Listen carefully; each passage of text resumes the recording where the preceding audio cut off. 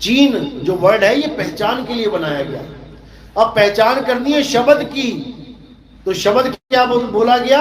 अरे शब्द शब्द सब कोई कहे, वह तो शब्द विदेह और जीवा पे आवे नहीं, निरख परख कर ले। क्योंकि जीभ पे आने वाले जितने भी शब्द हैं ये अक्षरों के मेल से शब्द बने हैं, और हमें ये अक्षरों के मेल वाला शब्द नहीं चाहिए, नहीं चाहिए। हमें वो शब्द चाहिए जिसके लिए बोला गया शब्दे धरती शब्दे आकाश शब्दे शब्द भया प्रकाश, सगल सृष्टि शब्द के पाछे, नानक शब्द घटे घट आछे। वो शब्द हर घट में विराजमान है, लेकिन उसकी कोई खबर नहीं कर पा रहा। इसीलिए बोला घट घट मेरा साइया, सुनी सेज न कोए, और बलिहारी वा घट की, जिस घट प्रगट होए। वैसे तो वो प्रगट ही है। अभी हम कमरे में बैठे तो सूरज प्रगट नहीं है क्या? प्रगट है, लेकिन हम उससे दूर हुए बैठे हैं। अभी हम छत पे चले जाएं तो सूर्य प्रगट है। बस यही अज्ञानता है। हमारा मुंह नीचे की तरफ है, हम धरती को देख रहे हैं और सूरज ऊपर है। कैसे दिखेगा? नहीं दिख रहा है। अब क्या करना है? उलट समानी आप में, और प्रगटी ज्योति अनंत, साहिब सेवक एक संग, खेले सदा बसंत। तुम्हारा मुंह मन की तरफ है, इसलिए तुम मनमुखी हो गए हो और गुरु तुम्हारे पीछे है। तुमने केवल अपना मुंह पलटना है, मुख पलटना है, तो तुम मनमुख से गुरुमुख हो जाओगे, और कुछ नहीं करना है। साहिब तुम्हारे पीछे खड़े हैं और तुम्हारा ध्यान आगे है, तो साहिब कह रहे हैं अरे मैं तो देखूं तुझको, तू देखे कहीं और। लानत ऐसे चित पर, एक चित दो ठौर। ये सारी संसार दो भागों में बटा हुआ है, निर्गुण सरगुण, निराकार साकार। इसी में उलझा पड़ा है। आधी दुनिया कह रही है परमात्मा साकार है, राम जी हैं, कृष्ण जी, हनुमान जी हैं, अपने अपने गुरुओं को मान के बैठी है। और आधी दुनिया कह रही है परमात्मा निराकार है। दोनों को लख लानता दे रहे हैं कबीर साहब। लानत ऐसे चित्त पर, एक चित्त दो ठौर। अब करना क्या है? अब कहते हैं निर्गुण सरगुण दोनों से न्यारा, जानेगा कोई जान न हारा। इन दोनों को त्याग के मूल में आ जाना है, तब हर चीज समझ में आ जाएगी। तो कहते हैं निर्गुण सरगुण द्वंद्व पसारा, और दोनों पड़ गए काल की धारा। दोनों काल के मुंह में चले गए, निराकार वाले भी और साकार वाले भी। दोनों का कल्याण नहीं हो पाया। इसी को बोला गया कोई सरगुण में रीझ रहा, कोई निर्गुण ठहराए, और अटपट चाल कबीर की, मुंह से कहीं ना जाए। दादू जी की वाणी है कि अटपटी चाल केवल कबीर साहब की है। भाई इसको समझना बहुत टेढ़ी खीर है, जल्दी नहीं समझ में आता। साहिब भी यही कह रहे हैं, अटपट ज्ञान कबीर का, और झटपट लखा ना जाए। जो इसको झटपट लखे तो सब खटपट मिट जाए। अभी मैं जहां से आ रहा हूं, बीच में एक गुरुद्वारा पड़ा था, वहां मैं रुका आधा घंटा पौना घंटा। बड़े प्रेमी भगत मिले वहां पे, उन्होंने भी अपनी कुछ सुनाई महानताएं महात्मा जी की। आधा घंटा बोल के वो कहते जी हमें 10 मिनट दो, आप भी बोलो कुछ सुनने को। तो जब हमने मूल ज्ञान रखा वहां पे, शुरू में तो नहीं समझ में आ रहा था, लेकिन धीरे धीरे धीरे धीरे जब पर्दे खुलने लगे तो ये कह के उठे कि बहुत मुश्किल ज्ञान है समझना। इसको समझना आसान बात नहीं है। अगर हम समझ में आ रहा हमारे तो बहुत बड़ी बात है, ये जल्दी किसी के समझ में नहीं आता। यहां तक कि आगे का ज्ञान भी उन्होंने पूछने की कोशिश करी कि हमें आगे का ज्ञान बता दो, लेकिन मैंने उनको YouTube चैनल दिया कि पहले इसको समझ लो, पहले प्यास जगाओ। जब प्यास जगेगी तब पानी पीने का मजा आएगा। जब प्यास लगी होती है, कभी ट्रेनों में देखो बहुत प्यास लगी है तो 10 रुपए का पानी भी 50 में लेके पीना पड़ जाए, तब भी तुम्हें लगता है कि शुक्र है मिल गया। और प्यास ना लगी हो ना तो तुम उस पानी को रिजेक्ट मार दो कि नहीं भैया 5 में दे दे। रेट बांधोगे वहां पे, लेकिन जब सच में प्यास लगी है तो कहते हैं सिर धड़ की बाजी होती है वहां पे, शीश कटा के भी देना पड़े तो लेना पड़ता है। इसीलिए बोला है आना कबीर पंथ में खाला का घर नहीं, आते हैं यहाँ शूरवीर जिन्हें तीन लोक का डर नहीं, लोक लाज का डर नहीं। ये लोक लाज से ऊपर का पंथ है भाई, यहाँ पर वो लोग नहीं आ सकते जो ये सोचते हैं अरे 40 साल में इस गुरु के साथ रहा, अब मैं गुरु बदलूंगा लोग क्या कहेंगे। अरे भाई जब तू बकरा कुत्ता हाथी बन जाएगा तब भी लोग कुछ नहीं कहेंगे, फोटो खींचेंगे तेरी। इसलिए इस लोक लाज से ऊपर उठ जाना है। लोक लाज सबसे बड़ी रुकावट है आगे बढ़ने में। पहली बात तो ये समझ लो कि गुरु ज्ञान है, गुरु देही नहीं है जो तुमने स्टॉप लगा दिया कि मेरे गुरुजी ये हैं। कब तक तुम्हारे गुरुजी हैं ये? जब तक प्राण है उसके बाद उठा के भूगा उनको। गुरु को भी फूंक दिया जाता है, यहाँ पे गुरु को भी दफन कर दिया जाता है। अरे भाई वो शरीर दफन हो रहा है, शरीर जल रहा है, गुरु दफन नहीं हो रहा। गुरु तो ज्ञान है, गुरु शब्द है, लेकिन दुनिया नहीं समझ पाती, इसीलिए ये झगड़े मच जाते हैं। मेरा गुरु बड़ा, मेरा गुरु बड़ा। अरे भाई किसी का गुरु बड़ा नहीं है, ज्ञान बड़ा है। 3 प्रकार के ज्ञान है इस दुनिया में जिसमें सारी दुनिया के गुरु आ जाते हैं। पहला ज्ञान है जीव ज्ञान, जिसमें जीवों से प्रेम करना सिखाया जाता है, जीव हिंसा को रोका जाता है, जीवों की ही पूजा कराई जाती है। यानी तुम आओ मेरे मत्थे टेक लो, मैं गया तेरे मत्थे टेक लिए। ये जीव ज्ञान है। ब्रह्म ज्ञान, जब जीव यानी जीव अवस्था से उठ के तुम ब्रह्म अवस्था को प्राप्त हो जाते हो तब वो ब्रह्म ज्ञान हो जाता है। वहां पर शरीरों की दाल नहीं गलती। ब्रह्म ज्ञान यानी निराकार, वहां पे सारे साकार खत्म हो जाते हैं, एक निराकार रह जाता है। और उसका स्वरूप क्या है? ज्योत स्वरूप। यानी तन से ऊपर उठे तो मन तक पहुंच गए। मन क्या है? मन तू ज्योत स्वरूप है, अपना मूल पछाण, यानी इससे भी आगे मूल है कोई, वो क्या है? यानी तन से ऊपर उठे तो मन, और जब मन से ऊपर उठे तो गुरु, तब मिलेगा तुम्हें गुरु। और वो कौन है? वो है पीव, शब्द गुरु। तो साहिब कहते हैं जीव शिव सब प्रगटे, वह ठाकुर वह दास, और कबीर और जाने नहीं एक राम नाम की आस। जो कबीर साहब का राम नाम है वो जीव और शिव दोनों अवस्थाओं से ऊपर है। वो कोई मंत्र नहीं है कि राम राम राम राम करना है। साहिब कहते हैं बहुबंधन में बांधिया एक बेचारा जीव, और केवल छूटे आपने जो न छुड़ाए पीव। जब तक वो पीव नहीं छुड़ाएगा ये जीव की मुक्ति होने वाली नहीं है। लेकिन दुविधा ये है कि जीव दूसरे जीव पे भरोसा करके बैठ गया है कि मुझे गुरुजी छुड़ा लेंगे, गुरुजी बचा लेंगे। अरे भाई समझ जाओ, वाणी कहती है एक डाल दो पंछी बैठे, एक गुरु एक चेला। गुरु की करनी गुरु भरेगा, चेले की करनी चेला। वो बैठे गुरुजी जेल में, तुमने जाना तो बताओ पहुंचा दे। गुरु की करनी गुरु भरेगा, भर रहे हैं। 40-40 वकील लगा रखे हैं, बेल नहीं मिल रही है, और चेला आजाद घूम रहा है। चेला आजाद घूम रहा है, क्यों? चेले ने वो काम नहीं किया जो गुरु कर बैठे हैं। इसीलिए साहिब ने कोई कसर नहीं छोड़ी। साहिब कहते हैं सेवा को दो ही भले, एक संत एक राम। राम है दाता मुक्ति का, संत जपावे नाम। बस संत का काम है नाम जपवाना। अगर इससे आगे वो बढ़ता है तो वो मर्यादा भंग कर रहा है। फिर परमात्मा के हुक्म यानी उस लक्ष्मण रेखा को लांघने की कोशिश कर रहा है। अब जो लांघेगा तो उसका हरण हो जाएगा।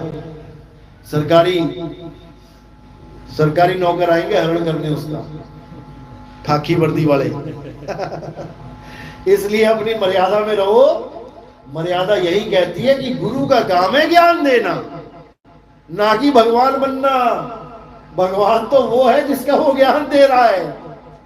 लेकिन यहां पर सारे भगवान बड़े बैठे हैं, कत्ल कर देते, कत्ल भगवान बनने के लिए। गुरुओं को जहर खिला दिया गया भगवान बनने के लिए कि इसकी फोटो हट जाए और मेरी लग जाए, मुझे लोग पूछें। ये सब डेरावाद है, ये सब आश्रमवाद है। कभी इस चक्कर में नहीं पड़ना। जहां पर झगड़ा होता है आश्रम से, तुम निकल आओ वहां से, क्योंकि यहां पर परमात्मा झगड़ों से नहीं मिलता। नानक साहब कहते हैं, रहे एकांत एक मन वसिया, आशा मह निरासु, अगम गोचर दीघ दिखावे, नानक ताकर दासू। नहीं किसी के पास आश्रम हो, अकेला बैठा है पीपल के नीचे, उसके पास भी तुम्हें राम मिल सकता है। कोई आश्रम वालों ने ठेका नहीं ले लिया कि जिसका बड़ा आश्रम वो बड़ा वाला परमात्मा दे रहा है तुम्हें। लोग आश्रमों की तरफ भागते हैं, संतों की तरफ भागो। कोई गली में भी अगर आता है तो उससे पूछो क्या ज्ञान है तेरे पास, तू जा रहा है परमात्मा के रंग में रंगा हुआ, वर्दी पहन, ये वर्दी है हमारी, ये वर्दी पहन के जा रहा है, तो क्या है तेरे पास, खंगालो उसको। क्या पता उसके पास वो खजाना हो जो तुम्हें चाहिए हो। कोई डेरों से खजाना मिलता है क्या? बाबा नानक कहां नहीं गए, कन्याकुमारी से लेके अरब देश तक गए, रशिया होते हुए। उनके तो कोई डेरे ना थे, लेकिन लोगों ने खंगाला उनको, और वहां उनको सच्चा सौदा मिला, सच का सौदा मिला। मिलेगा संतों से ही, लेकिन संतों को ही परमात्मा नहीं मान लेना है। अरे मैं हूं परम पुरुष का दासा, और देखना आया जगत तमाशा। जो हमको परमेश्वर उचरे नरक कुंड में वो जा पर है। जो हमें परमेश्वर उचरेगा, यानी जो मुझे परमात्मा मान लेगा, वो नरकों में जाएगा। अब हमने कोई बुराई तो नहीं करी किसी की, कोई चोरी नहीं करी, कोई ठगी नहीं करी, हमने केवल आपको परमात्मा ही तो कहा है, तो मैं नरक में क्यों जाऊं? इसके पीछे कारण क्या है? क्योंकि अगर तुमने मुझे परमात्मा मान लिया तो तुम्हारी सुरता मेरे में लग जाएगी। मेरे में मतलब मेरी काया में, और सुरता लगानी कहां है? शब्द में। दो जगह तो नहीं लगा पाओगे भाई। तीर एक है, सामने दो गुब्बारे लगा दूं मैं, और मैं बोलूं कि लगाओ दोनों को निशाना, एक तीर से लगेगा क्या? नहीं लगेगा। या तो इधर मार ले या इधर मार ले। अगर लग गया शरीर में निशाना तो नरक कुंड में वो जा पर ही। नरक कुंड क्या है? ये है नरक कुंड, मां का गर्भ। अगर तुमने शरीर पे निशाना साध लिया, तुमने देही को गुरु मान लिया, तो भाई तुम्हें गर्भ जून से कोई नहीं बचा सकता। और अगर तुमने शब्द को छीन लिया तो तुम्हें देही गुरु में डाल कोई नहीं सकता। अरे साहिब कह रहे हैं ना, जैसे स्वान कांच मंदिर में भ्रमते भूख मरे हो, और कहें कबीर डलनी के सुगना तो हे कौन पकड़े हो। उड़ते पंछी को कोई नहीं पकड़ सकता, आसमान में देख ही सकता, अरे यार ये उड़ गया, पकड़ नहीं सकते। ऐसे ही सुरता को ये काल पकड़ ही नहीं सकता, अगर इसे शब्द गुरु का भेद पता लग जाए। ये तभी पकड़ पकड़ के मारता है जब शब्द का भेद नहीं पता होता है, और सुरता देह में लगी होती है गुरु के। इसीलिए बोला गया, मानुष की तू प्रीति त्याग, अविनाशी तू मन में राख। दोनों को साथ लेके चलती है गुरबाणी, कसर कहीं नहीं छोड़ रही है। मानुष की तू प्रीति त्याग, क्या गुरु मानुष नहीं है? गुरु मानुष है कि नहीं है? गुरु मानुष है। देखो पकड़ लिया ना ज्ञान। मानुष तो चोला है, मानुष तो कपड़ा है। इसलिए बोला मानुष की तू प्रीति त्याग। अविनाशी कौन है? अविनाशी शब्द है अविनाशी। अविनाशी तू मन में राग, अपनी सूरत का निशाना अविनाशी की तरफ लगा के रखना, तब तो तेरा कल्याण हो गया। अगर तू अटक गया देही में तो भाई ढांचे को प्यार करेगा तो ढांचा ही मिलेगा। अंतमता सुगता। इसीलिए सिख लोग भले वो 10 पातशाहियों को साथ लेके चल रहे हैं, लेकिन फिर भी देही गुरु को नहीं मानते आगे। क्या 11वीं पातशाही नहीं हो सकती थी? ऐसे ऐसे धुरंधर थे, ऐसे ऐसे ज्ञानी पुरुष थे, 10वीं पातशाही की फौज में ब्रह्म ज्ञानी, लेकिन आगे गद्दी नहीं चलने दी। उसके पीछे भी बहुत गुप्त कारण था। चाहते तो चला देते, जहां 10 आए वहां 100 बना दो, उसमें क्या है, लेकिन उसको भी रोकना था। लेकिन लोग नहीं समझ पाए, उन्होंने पूरी वाणी को आगे रख दिया कि वाणी गुरु, गुरु है वाणी, इसी को समझो, पहले इसी को तो समझो, ये तो सिलेबस पूरा करो। लेकिन इसको भी कोई नहीं समझ में आया, कोई समझ नहीं पा रहा। ये तब समझ में आएगा सिलेबस जब आपके जीवन में कोई भेदी गुरु आएगा जो सारे भेद खोलेगा, तब आपको वाणी की एक एक लाइन समझ में आने लग जाएगी कि वाणी कह क्या रही है, कौन सी वाणी है जिससे हमारा कल्याण होगा। क्या ये ग्रंथों में लिखी वाणी से कल्याण होगा? बिल्कुल नहीं होगा। जो वो असली वाणी है वो देखी नहीं जा सकती आंखों के बिना। आंखों से ये पढ़ रहे हो तुम, वो आंखों से दिखती नहीं है, वो कानों से सुनती नहीं है। अखा वाजो वेखना, बिन कन्ना सुनना, पैरा वाजो चलना, बिन हथा करना, जीवा वाजो बोलना, यू जीवित मरना, नानक हुकुम पछाण तो जा खसमे नो मिलना। वो खसम है वाणी हमारी। ये वाणी तो हाथों से लिखी गई है, बनाई गई है, लेकिन वो वाणी उसको कोई बना नहीं सकता। इसलिए उसको बोला गया है धुर की वाणी आई, जिन सगली चिंत मिटाई। सगली चिंत क्या है? सबसे बड़ी चिंता क्या है? LIC पूरी होने वाली है, उसका पैसा मिलेगा। ये लड़का नहीं हो रहा, लड़की हो जा रही है, वो चिंता है। या नौकरी नहीं मिल रही है। सबसे बड़ी चिंता है जन्म मरण का रोग। ना जन्म होए, ना टाइफाइड होए, ना कैंसर होए, ना टीबी होए, कोई रोग ही ना होए। असली रोग है तुमने ये शरीर धारण कर लिया। शरीर धारण किया नहीं कि रिश्ते नाते बने नहीं, और उन्हां दी टेंशन साडी टेंशन। पहला टेंशन कुड़ी हो गई, उसके बाद कुड़ी दा ब्याह करता, दूसरी टेंशन उत्थे सुखी नहीं है, ले लो स्वाद। शरीर का स्वाद यही है। शरीर का रोग ही सबसे बड़ा रोग है। और ये रोग कब खत्म होगा? जब धुर की वाणी से जुड़ोगे। और वो धुर की वाणी हिंदी, पंजाबी, उर्दू, फारसी की नहीं है। वो धुर की वाणी अलग ही चीज है। जब उसके साथ जुड़ोगे तब समझ में आएगा ये शब्द होता क्या है। तो इसलिए संतों को केवल गुरु मानो, संतों को परमात्मा नहीं मानना है। संतों मतलब ये शरीर को संत मत समझ लेना। संत क्या है? संत हमारी आत्मा, हम संतन के जीव, और संतन हम में रम रहे, जीव माखन में घीव। संत असल में आत्मा होता है।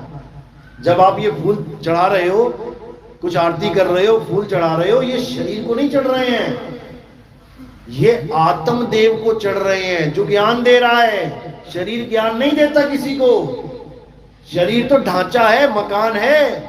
मकान कभी बोलते नहीं है। मकान में जो रहता है वो बोलता है, उसकी आवाज आती है। दरवाजे बंद हो और चाचा जी का मकान हो, बोलो आप चाचा जी क्या हाल है, अंदर से आवाज आएगी ठीक है पुत्र। तो मकान बोला क्या? मकान बोला कि चाचा बोला? इसी प्रकार ये जो बोल रहा है, ये शरीर बोल रहा है कि आत्मा बोल रही है? आत्मा बोल रही है। तो ये माला शरीर पे क्यों चढ़ा दी भाई? क्योंकि असल के साथ नकल भी चलता है। कब तक? जब तक ये जुड़े हुए हैं। जैसे ही आत्मा अलग हो गई, अब कौन चढ़ाएगा इसको? अब इसको जलाएंगे, अब इसको दफनाएंगे। इसलिए गुरु शरीर नहीं होता। नहीं तो गुरु को भी दबा के आ जाओ तुम, तो गुरु को भी जला दो अपने हाथों से। गुरु शरीर नहीं होता है। तो इन्हीं दोनों को समझना है। देही को सतगुरु कहे, यह है धूधर ज्ञान, और 4 दाग आवे नहीं, वाको सतगुरु जान। जो पैदा ना होए, जो अन्न भक्षण ना करे, जो भोग विलास ना करे, और जो मरे ना, वो गुरु है। इन 4 दागों से गुरु न्यारा रहता है।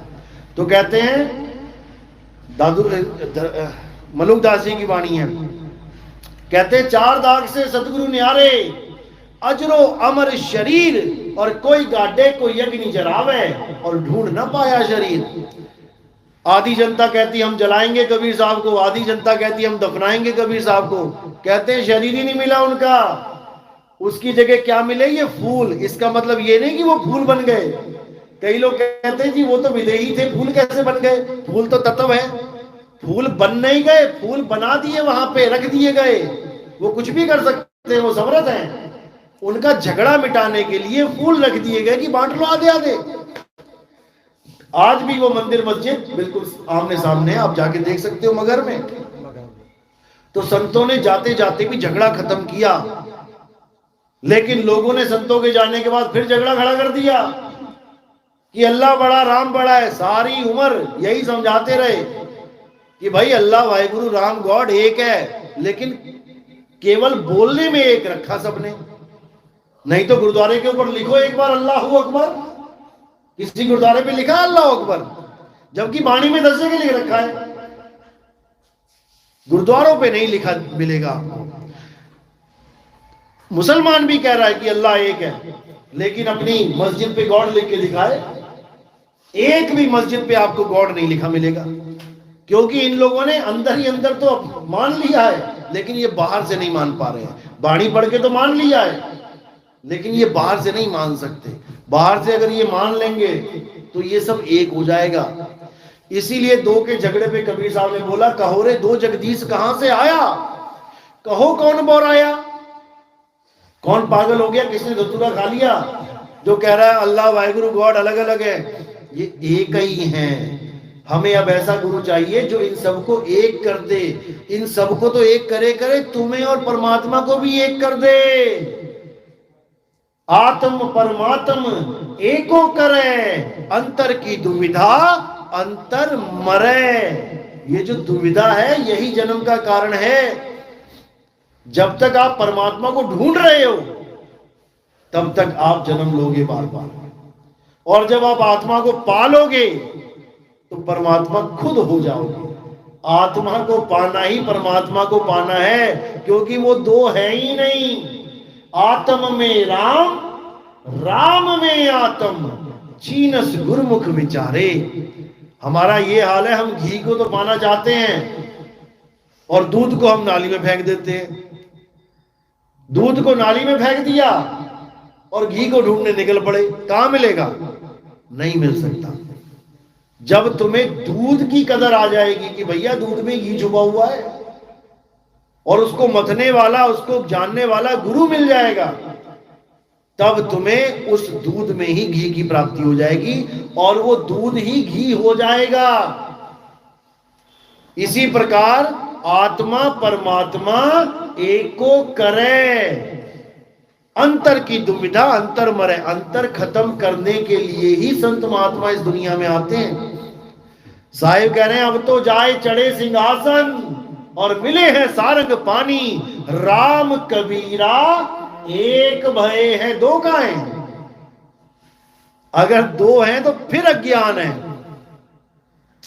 राम कबीरा एक भय हैं, कोई न सके पहचानी। जब राम कबीरा एक हो गए तो आप और राम एक क्यों नहीं हो सकते? जब राम में कबीर जी समा गए तो आप क्यों नहीं समा सकते? आप भी समाओगे, लेकिन शरीर नहीं समाएगा कि तुम शरीर को सोच रहे हो कि मेरा शरीर समा जाएगा। शरीर तो यही रह जाएगा। समाने वाली चीज है सूरत। सूरत समाए शब्द में, वाको काल ना खाए। यही समझा समझा के कबीर साहब चले गए, लेकिन इन कबीर पंथियों ने फिर क्या कर दिया?